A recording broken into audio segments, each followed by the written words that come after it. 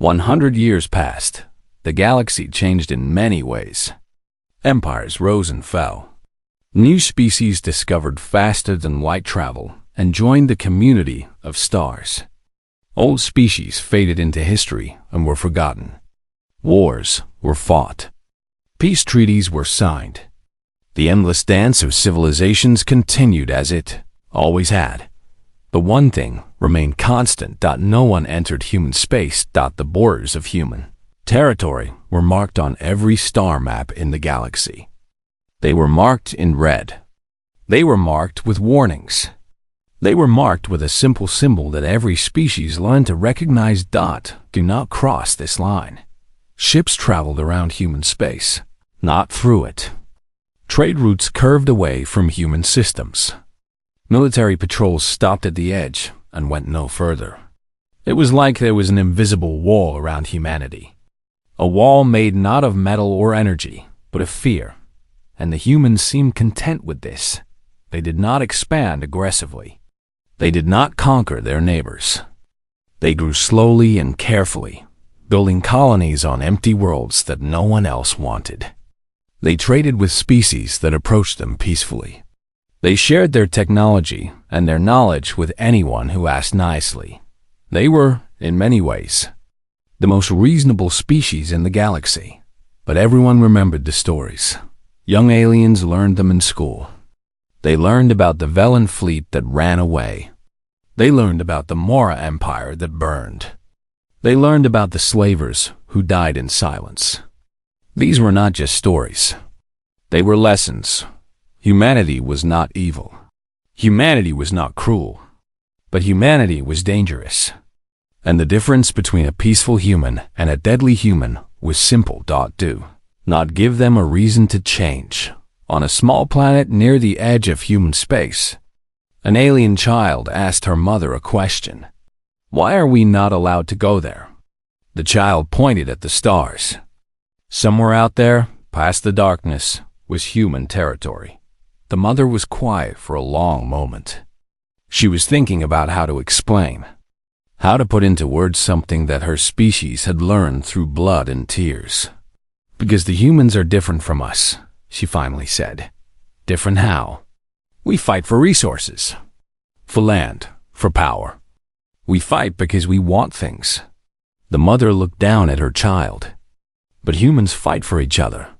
They fight because they love. And there is nothing more dangerous in the universe than love. The child did not understand. She was too young. But she would learn. They all learned, eventually. In the great archives of the galaxy, historians studied humanity with endless interest. They read the old reports. They watched the old recordings. They tried to understand what made this species so different.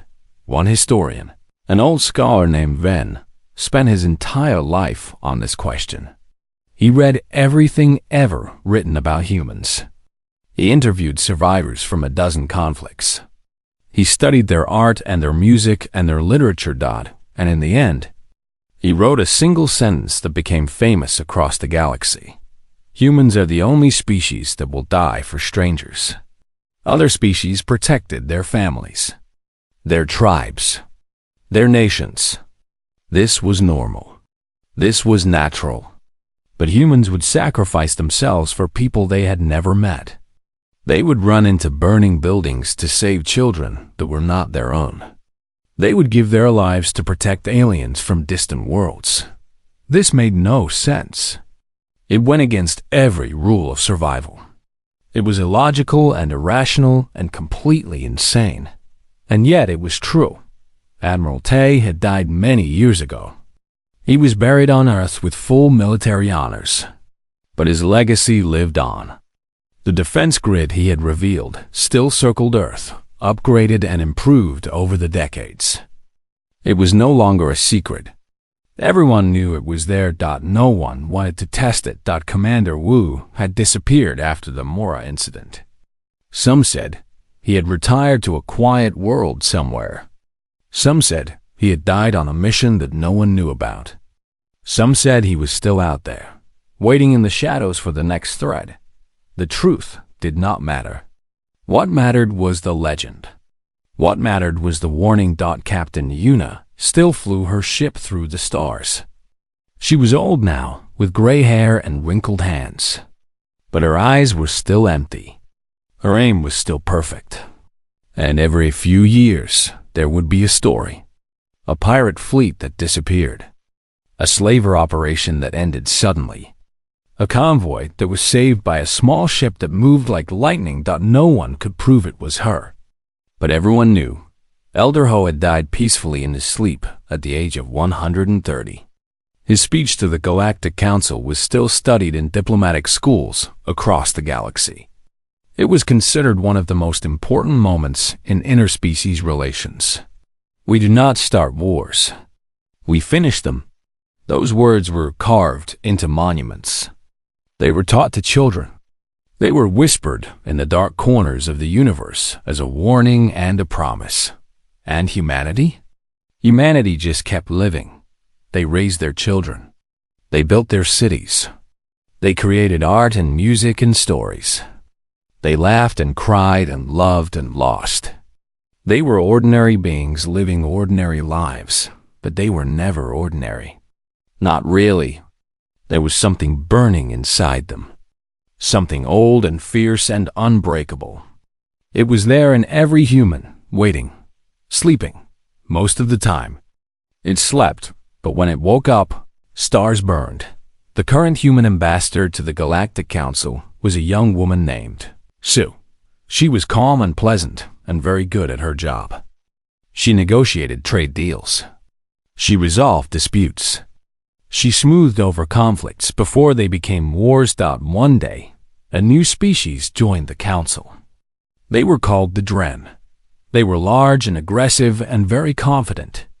They had just discovered faster than light travel. They did not know the old stories. They did not know the history. The Dren ambassador approached Sue after his first council meeting. He towered over her. His teeth were sharp and his eyes were hungry. "I have heard about your species," he said. "I have heard you are dangerous." Sue smiled pleasantly. "We prefer the term protective. I think you are weak. I think the stories are lies. I think one good war would teach you your place." Sue's smile did not change. But something shifted behind her eyes. Something cold and ancient and vast. "Many have thought that," she said softly. "Where are they now?" The Dren ambassador opened his mouth to respond. Then he stopped. He looked at this small human woman. He looked at her calm face and her pleasant smile. He looked at her eyes, and he saw something there. Something that made his blood turn cold. "I think," he said slowly, "that perhaps I was mistaken. Perhaps you were." He walked away. He did not look back. And when he returned to his people, he told them what he had seen. He told them about the eyes. About the thing that lived behind the smile. The Dren never caused trouble with humanity. They learned fast. Everyone learned, eventually. Years continued to pass. The galaxy continued to turn. Species continued to rise and fall and change and grow. And human space remained. Untouched. It sat there like an island of peace in a violent ocean. Ships sailed around it. Empires avoided it. Even the oldest and most powerful species gave it respect, because everyone understood now. Everyone had finally learned the lesson that the Velen had learned so long ago, that the Mora had learned in fire, that the slavers had learned in death. Humanity was not the prey. They had never been the prey. They were the hunters who had chosen peace. They were the predators who had decided to be kind. They were the monsters who loved so deeply that they made the galaxy tremble. And as long as no one gave them a reason, they would stay peaceful. They would trade and talk and share. They would be good neighbors and fair partners and loyal friends. But the moment someone crossed the line, the moment someone threatened what they loved, the moment someone made the terrible mistake of giving them a reason, then the galaxy would remember. Then the galaxy would understand. Then the galaxy would learn. Once again, what terror truly meant on Earth. Children played in green parks under blue skies. Families gathered for meals. Old people told stories to young ones. Life went on as it always had, simple and beautiful and precious. None of them knew how afraid the galaxy was. None of them needed to know that they were just humans. After all, just ordinary beings living ordinary lives. Just people who loved their families and protected their friends. Just the most terrifying species the universe had ever seen. And somewhere out in the endless dark, aliens looked at the stars and whispered to each other, "Stay away from the humans. Stay away from their space. Stay away. And maybe, just maybe, you will survive, because the galaxy had finally understood, and it would never, ever forget." Captain Yuna was drinking tea when the distress signal came in. She was sitting alone in her small kitchen on her small ship. The ship was called the Morning Star. It was old. It was battered. It had been repaired so many times that almost nothing original remained. But it was hers. She loved it. The distress signal was weak. It came from far away, past the edge of human territory. A Kellan convoy was under attack. Slavers had found them. They were dying. Yuna set down her tea. She listened to the signal for a long time. She heard the screams. She heard the explosions. She heard the desperate pleas for help. Then she stood up and walked to the bridge. The Morning Star was a light patrol vessel. It had a crew of one. Yuna did not like working with others. She found people to be loud and annoying. She preferred the silence of space. She was a small woman with long dark hair that she kept in a braid. She wore plain clothes and no jewelry. Her face was calm. Her eyes were empty. People who met her often forgot her moments later. She was like a shadow, like a whisper. This was by design. Yuna had been many things in her life. A soldier, a spy, an assassin. She had worked for the government on missions that did not exist. She had done things that would never be written down. And then, one day, she had simply disappeared. Now she flew her little ship through the empty spaces between stars. She took small jobs. She stayed quiet. She drank her tea and watched the universe go by. But sometimes, old habits came back. The Kellan convoy was 8 hours away at maximum speed. Yuna pushed her engines hard. She felt the ship shake and groan around her. The old girl did not like going fast. But she obeyed as she flew. Yuna studied the situation. The Kellan were a peaceful species. They looked like large blue birds with 4 wings.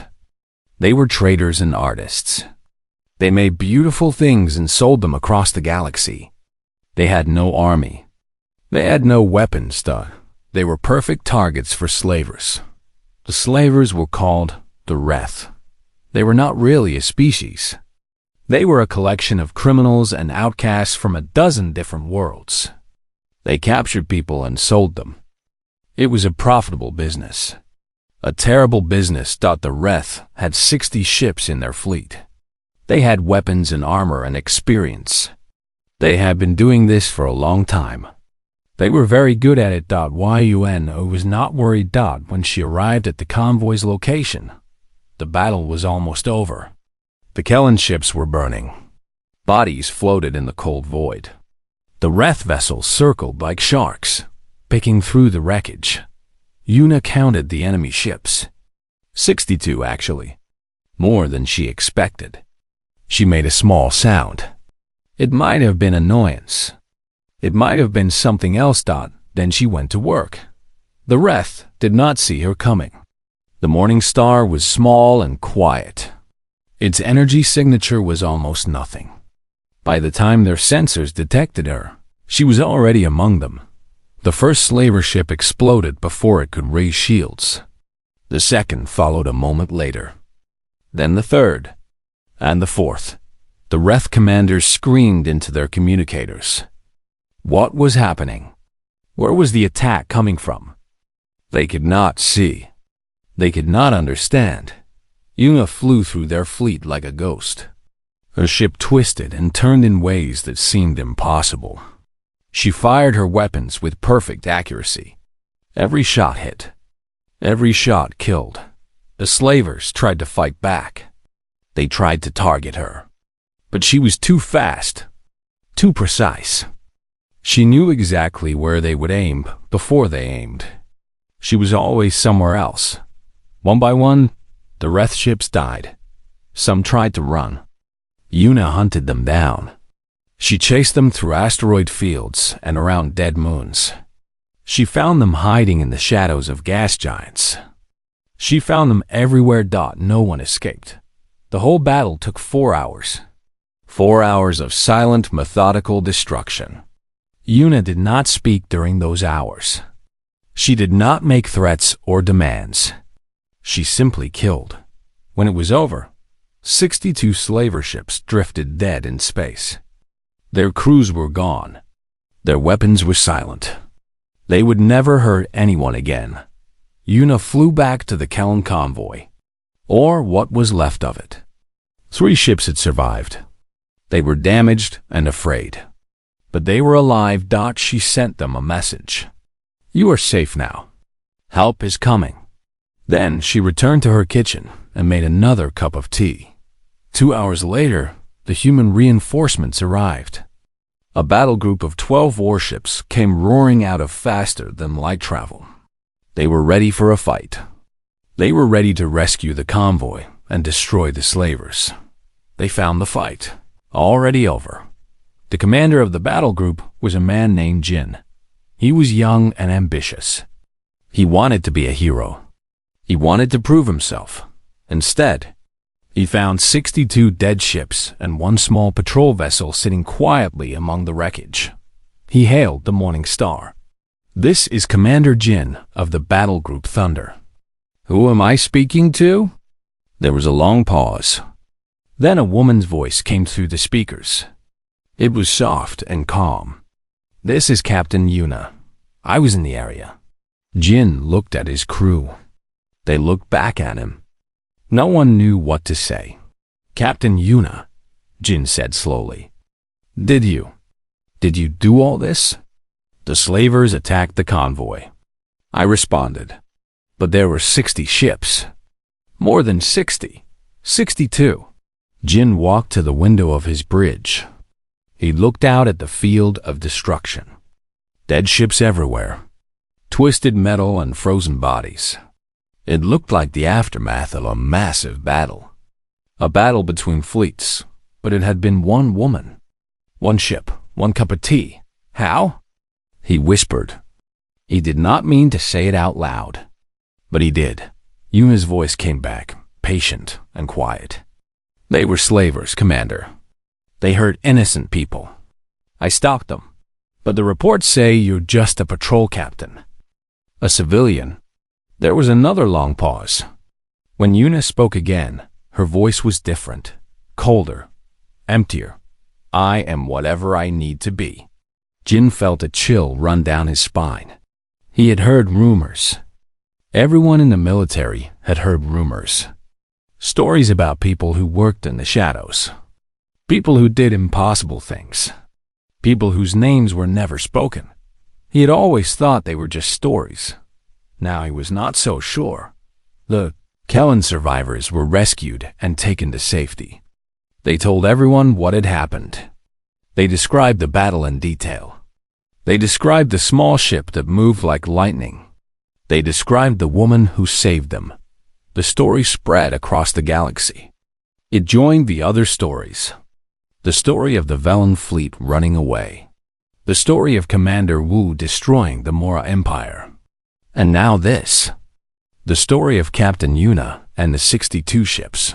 Alien species began to whisper new warnings to each other. Do not just fear the human fleets. Do not just fear their weapons and their armies. Fear the single humans who walk among the stars alone. Because you never know who they really are.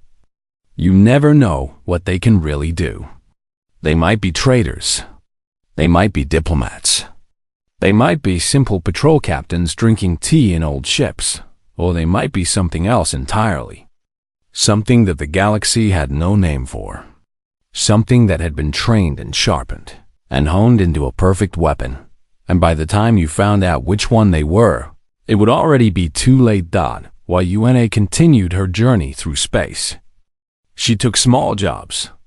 She stayed quiet. She drank her tea and watched the universe go by. But somewhere in the dark places of the galaxy, criminals and slavers learned her name. They passed it to each other in hushed voices. They warned their crews. They marked her ship on their scanners. Stay away from the Morning Star. Stay away from the woman with the empty eyes. Stay away, or you will end up like the Wraith, floating, silent, dead. And somewhere on her little ship, Una smiled. It was a small smile, a private smile. The smile of someone who had found peace in a violent universe. She finished her tea and looked out at the stars. The galaxy was a dangerous place, full of monsters and predators and things that hunted in the dark. But sometimes, the most dangerous thing of all was a small woman sitting alone with a cup of tea, waiting. The Galactic Council met on a space station at the center of known space. It was a neutral place where all species could gather. For thousands of years, this is where the great decisions were made. Wars were started here. Peace treaties were signed here. The future of entire civilizations was decided within these walls. Today, the council chamber was full. Representatives from every major species sat in their designated seats. The Velen were there with their hard shells and clicking voices. The Kelvin birds huddled together, still shaken from recent events. Dozens of others filled the room. Large species and small species. Old empires and young colonies. They'd all come to discuss the same thing. Humanity. The council leader was an ancient being named Mora. She belonged to a species so old that no one remembered their original name. They were simply called the Ancients. Mora was small and wrinkled, with silver skin and eyes that held 10,000 years of memory. She raised one thin hand. The chamber fell silent. "We are here," she said, "to address the human question." A murmur ran through the assembly. Species shifted in their seats. Eyes darted back and forth.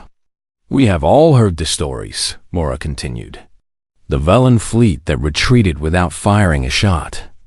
The Mora Empire that was destroyed in a single night. The slaver armada that was eliminated by one ship. She paused. "These events have caused concern throughout the galaxy." Concern? The voice came from the Velen section. Their representative stood up. His name was Trill. He was tall and proud, and his shell gleamed under the lights. "These humans are a threat to everything we have built. They must be stopped before they grow stronger." Several species made sounds of agreement, but others stayed quiet. They had seen what happened to those who challenged humanity. They did not want to be next. An old Kellen rose from his seat. His feathers were gray and his wings were weak, but his voice was strong. "I was there when the slavers attacked our convoy. I saw what the human woman did. She saved us. She protected us when no one else would." "She destroyed 60 ships, Trill snapped. 60 ships with one vessel. That is not normal. That is not natural. These humans are dangerous. Dangerous to slavers," the Kellen replied. "Dangerous to those who hurt the innocent. Is that so terrible?" The chamber erupted in argument. Species shouted at each other across the room. Some demanded action against humanity. Others urged caution. A few sat silent, watching everything with careful eyes. Mora raised her hand again. The room slowly quieted. "We will hear testimonies," she announced. "Each species that has encountered humans directly will share their experience. Then we will decide what to do." One by one, representatives came forward to speak. The Velen told their story first. They described how they had gathered the largest fleet in their history, how they had planned to conquer Earth and enslave its people, how they had arrived at the human system ready for victory, and how they had left without firing a single shot. "Their defense grid," Trill said. His voice was quieter now. "We scanned it. We analyzed it. Our computers calculated our chances of victory." He paused. The number was 0. Not low, 0. We would have been destroyed completely. Every ship, every soldier, everything. A heavy silence fell over the chamber. The Mora representative spoke next. He was one of the few survivors of his empire. His gray skin was pale, and his black eyes were empty. "We thought we were powerful," he said. "We thought we could teach humanity a lesson. We took one of their diplomats, one woman. We thought they would beg. We thought they would surrender." He stopped. His hands were shaking. "Instead, they sent one man, one human with one ship.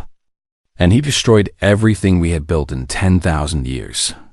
Our stations, our wealth, our future." He looked around the chamber. "I watched my world burn. I watched my people die. And the human never even raised his voice. He was calm, like he was doing something ordinary, like he was doing nothing at all." More testimonies followed.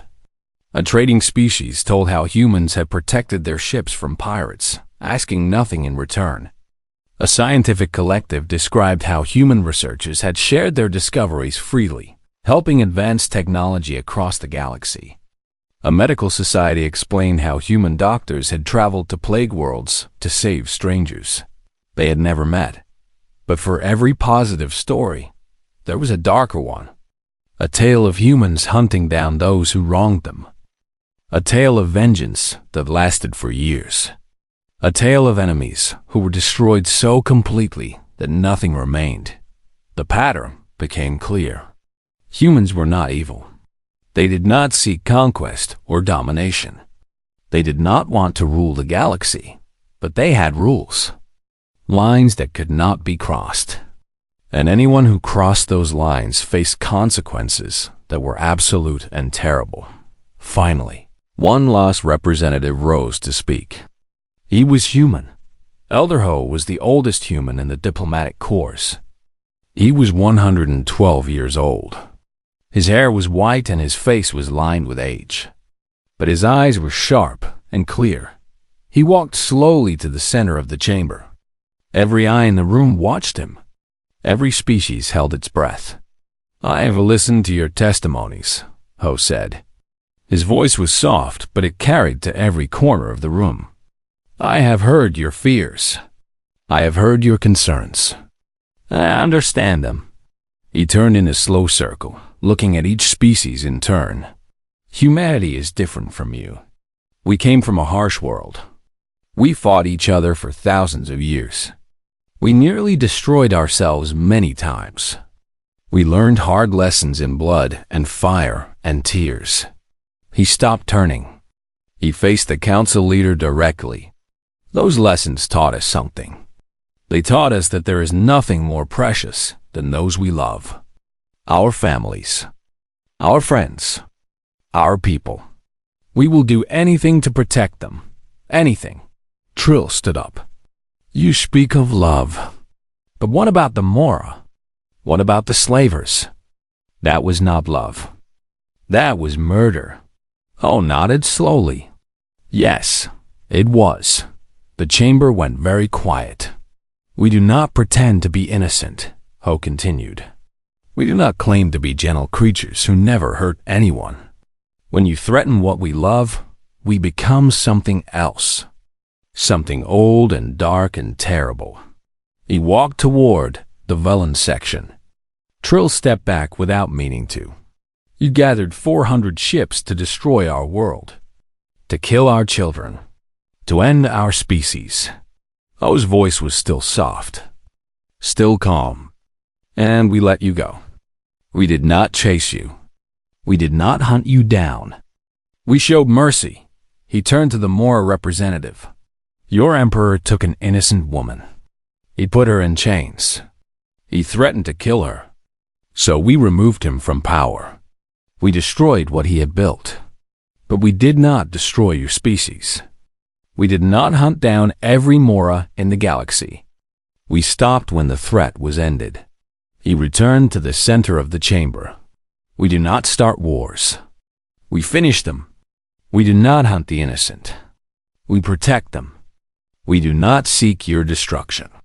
We seek only to live in peace. He looked around one final time. But make no mistake. If you come for us, we will come for you.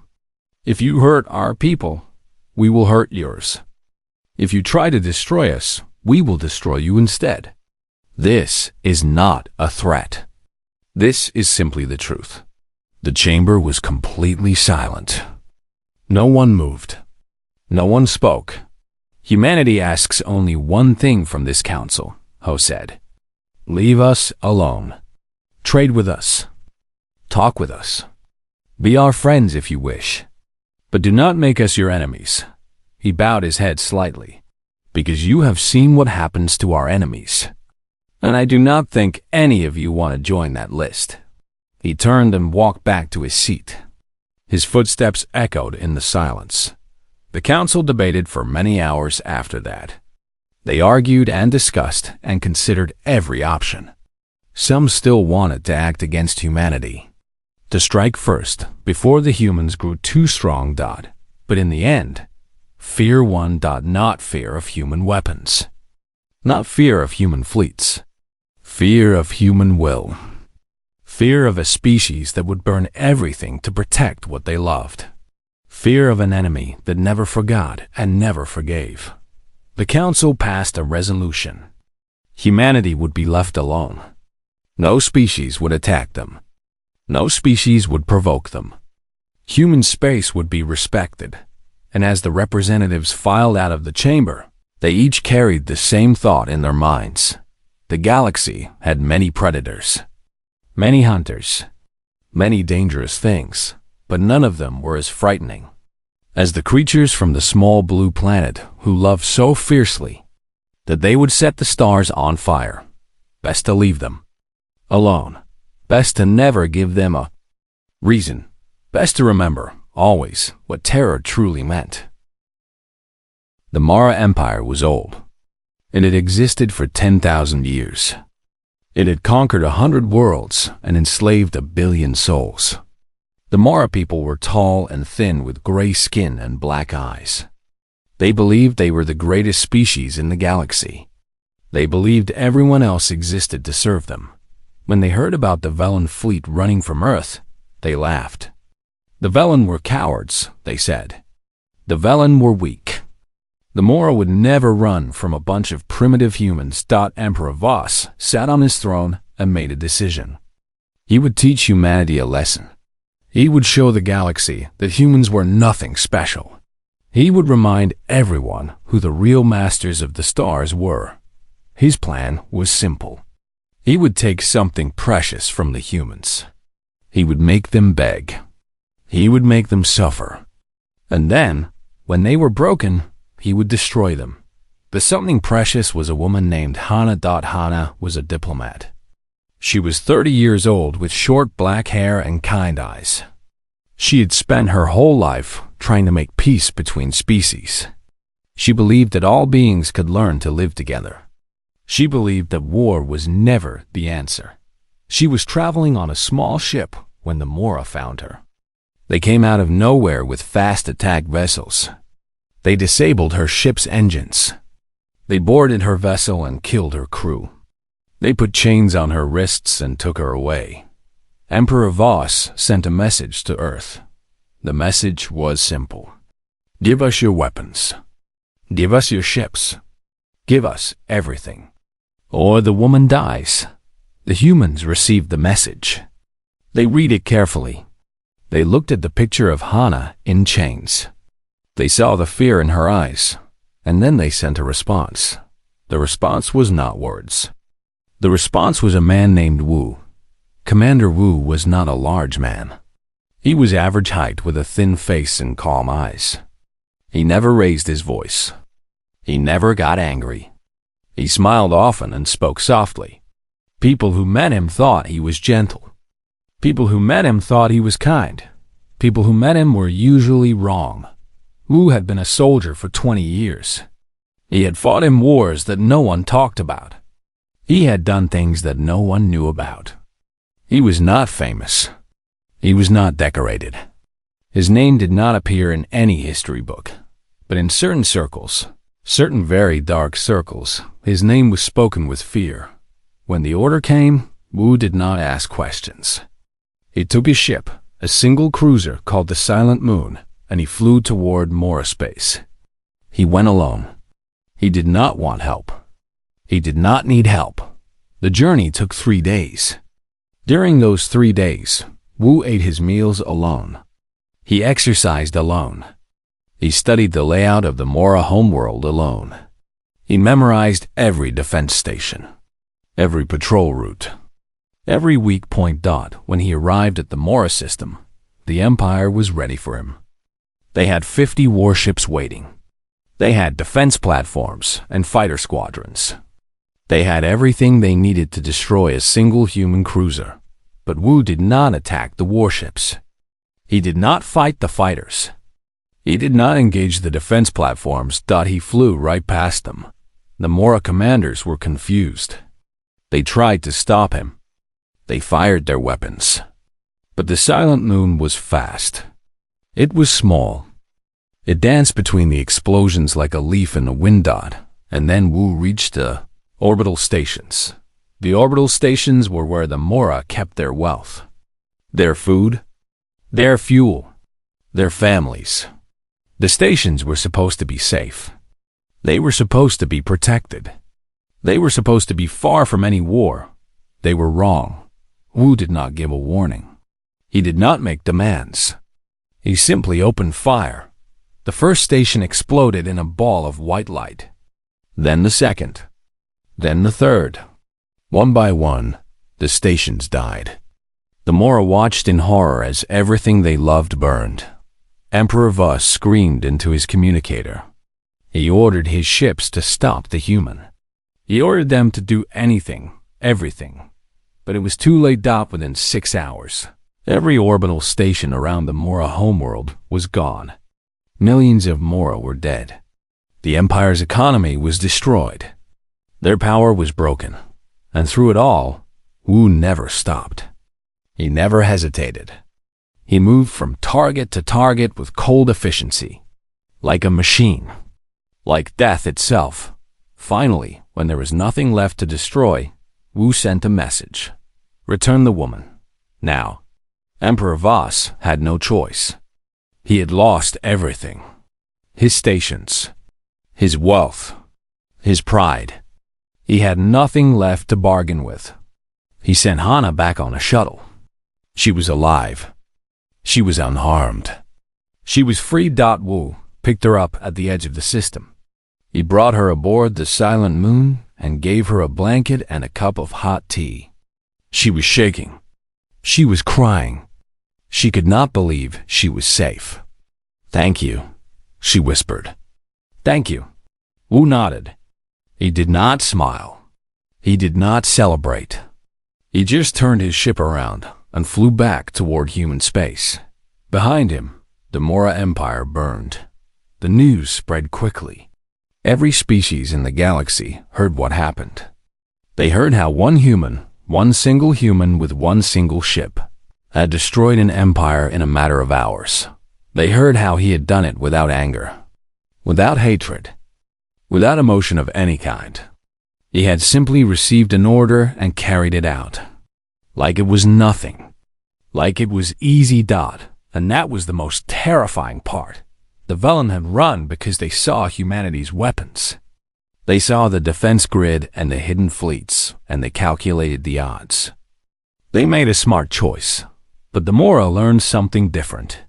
They learned that humans did not calculate. They did not weigh costs and benefits.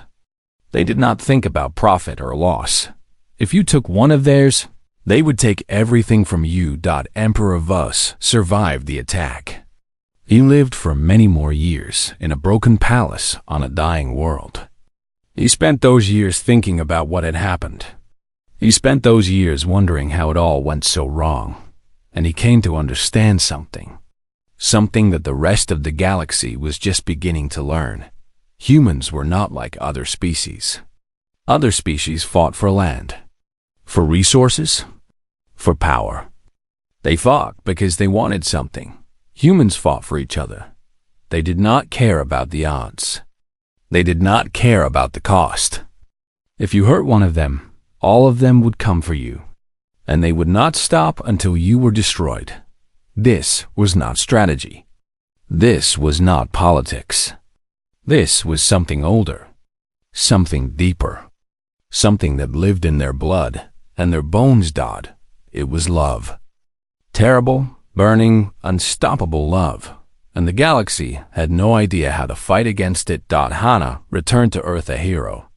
She continued her work as a diplomat. She continued trying to make peace. But now, when she walked into negotiations, the other species looked at her differently. They looked at her with respect and with fear, because they knew. They knew that behind this small woman with kind eyes stood an entire species. A species that would burn the stars to protect her, and they would never forget it. The Mora Empire never recovered. It faded into history. Its worlds were abandoned.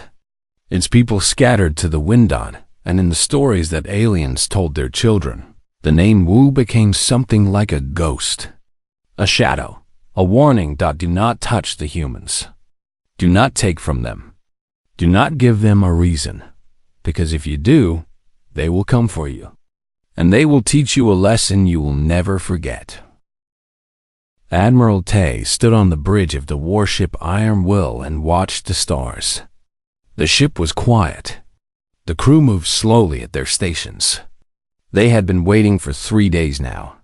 3 days of nothing but silence and the cold light of distant suns. The Velen fleet was coming. Everyone knew it.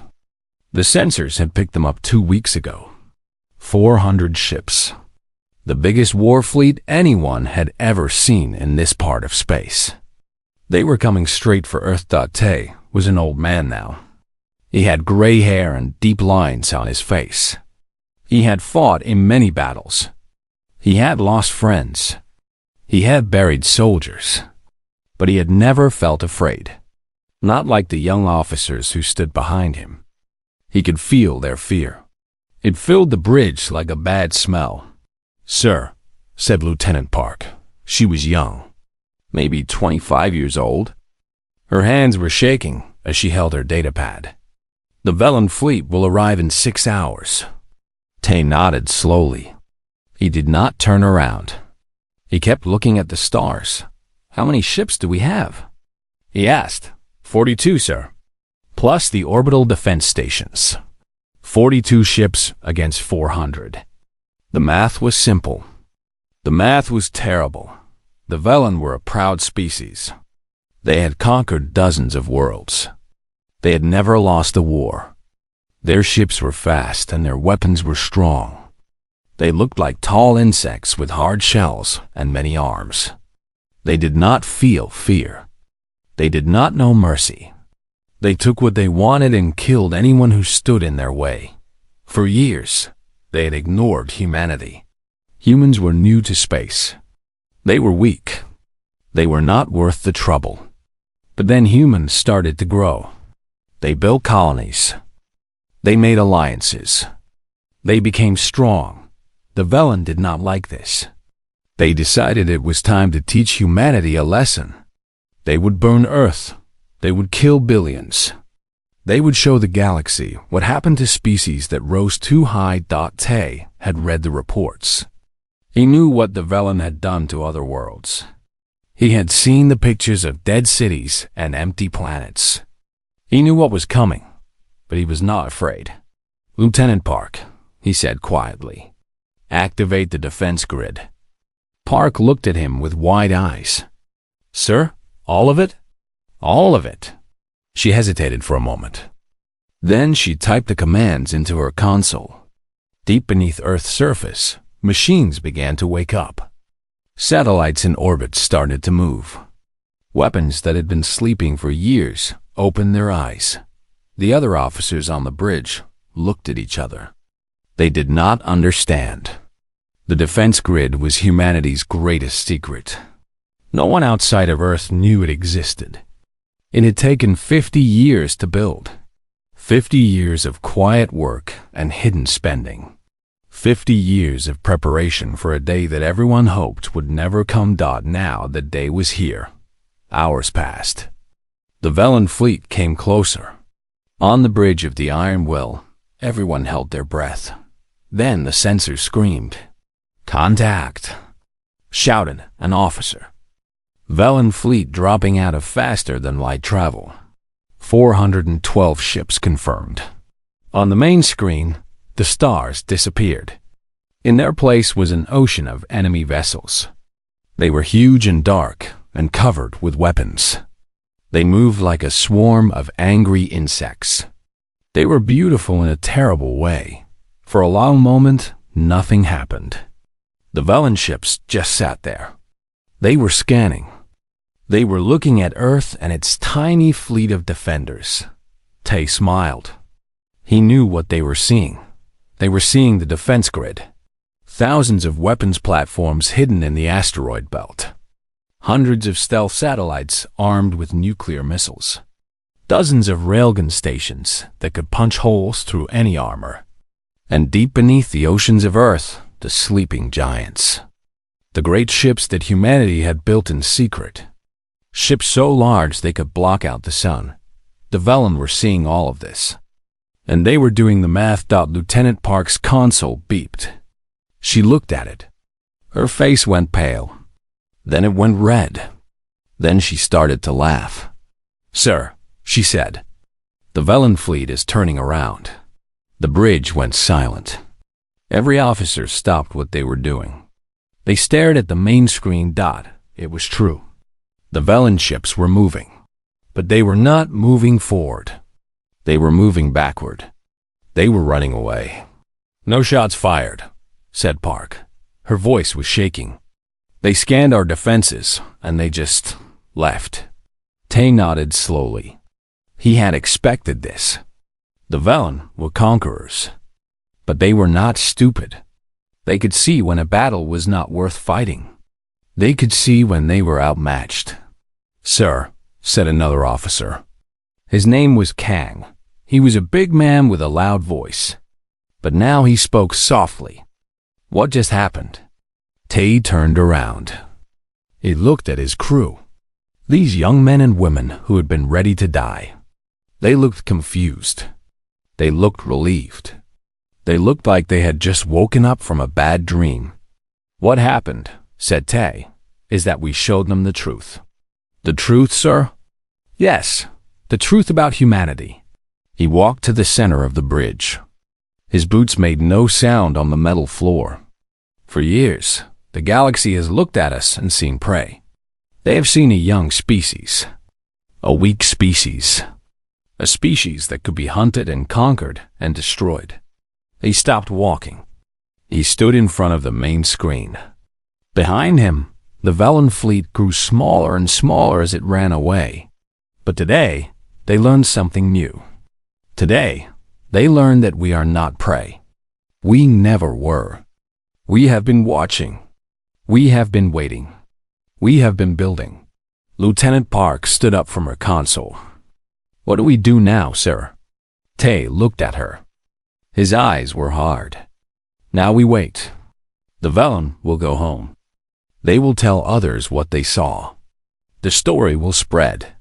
Every species in the galaxy will hear it. And then they will have a choice.